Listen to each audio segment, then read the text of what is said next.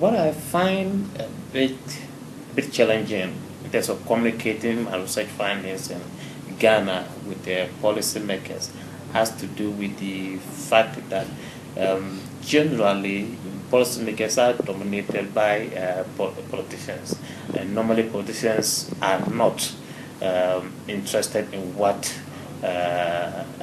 we academics produce. But from this workshop, I think that perhaps it is not that they are not interested, but just because we have not found a very relevant or better way or easier way of communicating our message to them. We tend to remain within our technical or statistical domain, and so policymakers sometimes, because that is not their area, they find it difficult to appreciate some of the findings that we come up with, and so that is usually a big challenge.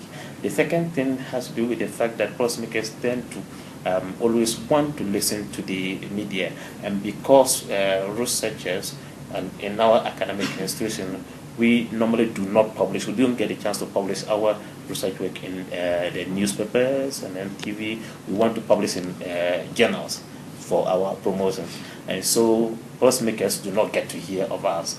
The media also do not get to hear our side of the story.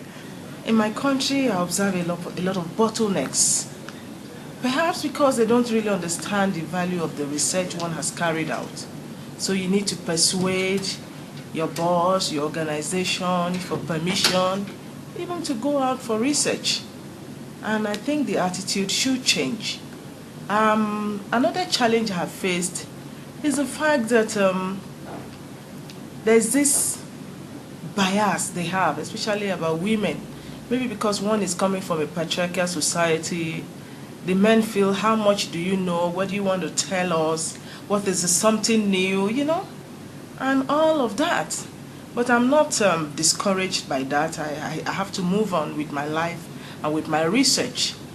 One challenge I have as a researcher, to publish, to make known my research findings, again, in this regard, I find it difficult because, it's difficult for me to get close to the policy corridor of policymakers, to speak to them or to get the news media to help me,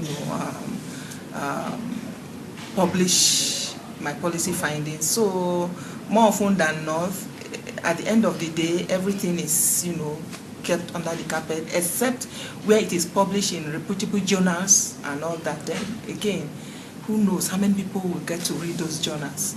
So I have some published articles in index journals, both national and international journals, but then I don't know the number of people who will be able to read them.